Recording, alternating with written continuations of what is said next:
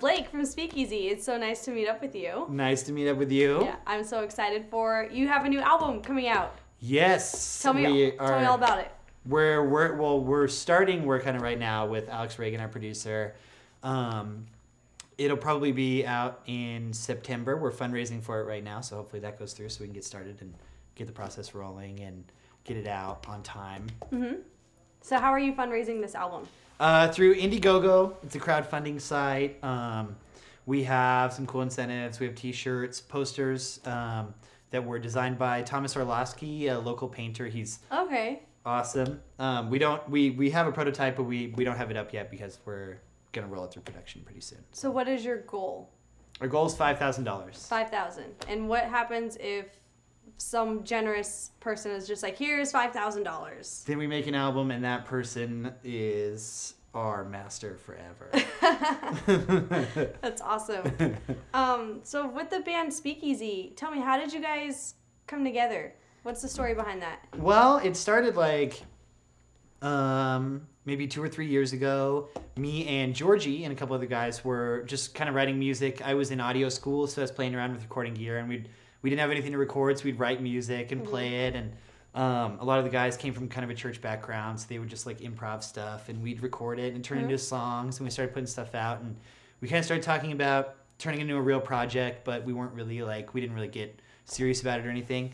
And then after maybe 5 or 6 months, we started to kind of actually start recording an album. We had a couple songs written, and then right at the end of that time, all of our gear got stolen from my apartment. Actually, we had maybe $10,000 in gear. We had a guitar, banjo, mandolin, some microphones, an interface, a MacBook Pro, everything you need to do recordings out of your house and make a band. And one day it was just gone. Yeah. So it kind of fizzled out.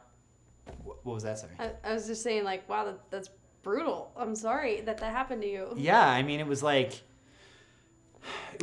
we kind of took it as a sign. Okay, maybe we shouldn't be doing this right now. We can't get that stuff back, so even if we should be doing this right now, we can't. Okay. And took a break, and we still stayed connected. And me and Georgie have been friends since we were 6 years old, so we kept talking and hanging out. We still played music and stuff. It didn't really stop it. And then after a few years, I moved to Washington State. And I was living with my friend Ben, and he said, we started talking about, what I'm doing with my life. I kind of felt like I was just stalled, stagnant. I want to move forward, but sometimes you get stuck in this place where you're I feel like I'm trying to grow, but nothing's happening. I don't know what direction I'm going in, and every time I start to do something, it doesn't come to its conclusion. It doesn't. You don't figure anything out. You just kind of start over and start again. And so I would talk to him. He's kind of like a mentor figure for me, and he said, dude, you got to do music. To me, it's a no-brainer. As I watch you and what you do, you always do music regardless. You should try to do that professionally, what's stopping you? And it kind of all came to, it was fear, really, fear of failing, fear of what might happen, fear of, the same kind of thing happening again. We build up and everybody's excited, and then it all kind of comes crashing down. So he was like, well, that's a stupid reason to quit.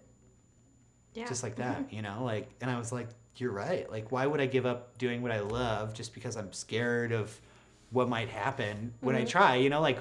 That's no reason to stop. So I called Georgie, and I was like, hey, I'm kind of thinking about pursuing music, for real, actually going into it and pushing this time and doing it. That's and he great.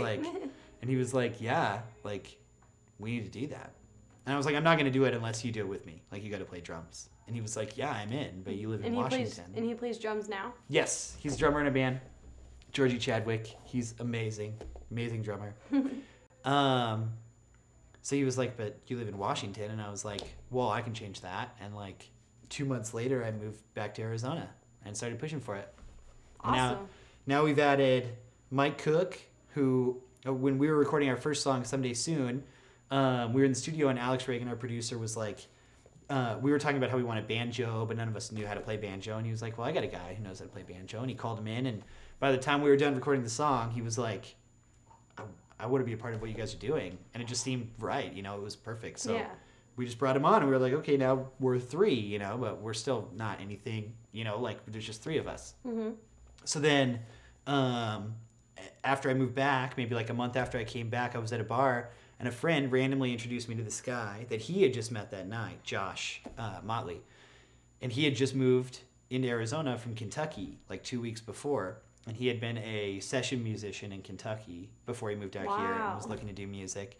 And I was like, I'm in a band, and we have these songs, and we're recording, and I don't really know which direction we're headed, but we're looking for a keyboard player if you play keyboard. And he was like, yeah, I play keyboard and piano and banjo and mandolin and whatever you need. And I was everything. like... So one thing that I like to do for Mixtape Mandy is I like to celebrate the art of storytelling through music. And with your song, Orphan Boy, there's kind of a story behind that song. Do you mind explaining it for me? Yeah, no problem. So it all started with my friend that I've known since I was like a little kid, maybe like 13 or 14, maybe 10 or 11 years. And he kind of started heading down a bad path, and I kind of saw it happening. I knew something was up, and I found out that he was on some pretty serious drugs. So I was like, come live with me, and we'll help you get clean. We'll figure all this out. You know, you can live for free. Just, you know, stay with me. Mm-hmm. And so he moved in, and he'd been there for like 3 months. And he had been clean the whole time, and it was going great. Everything was awesome. And we got in this kind of like silly argument about nothing really. And then I went to work, and I came home, and he was gone, and everything I had of value was gone with him. And it was like, you know, one of those moments where like you don't know what to do.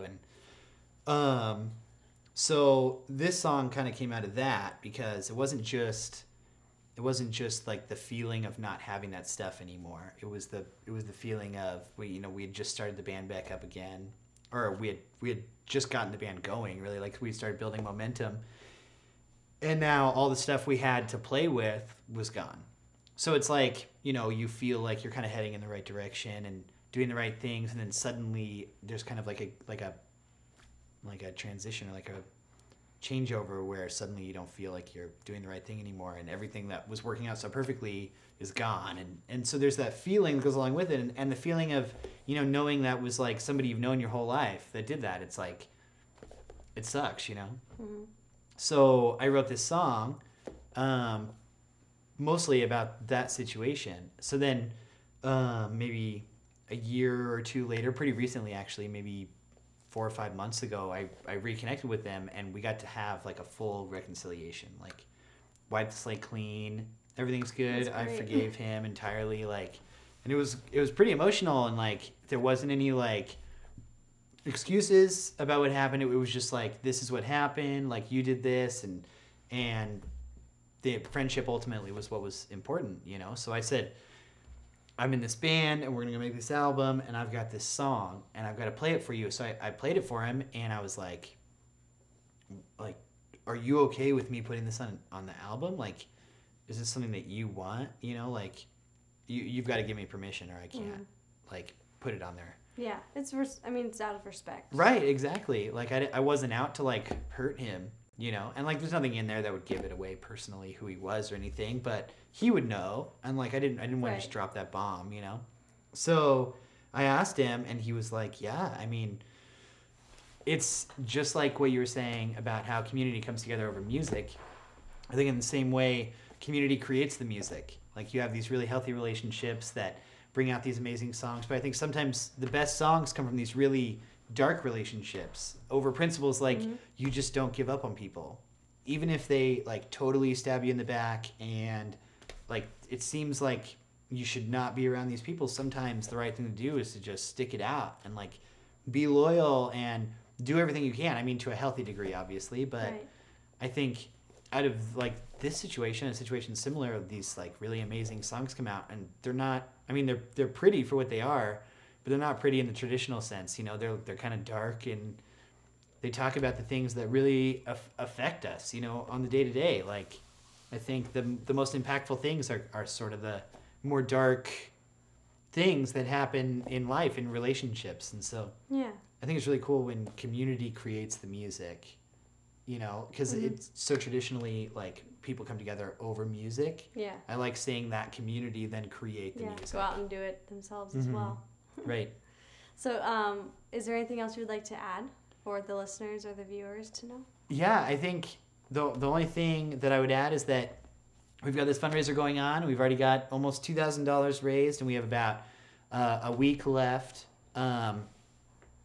And there's some amazing incentives on there. We have a poster that's designed by Thomas Orlowski, this local painter, and he's really amazing.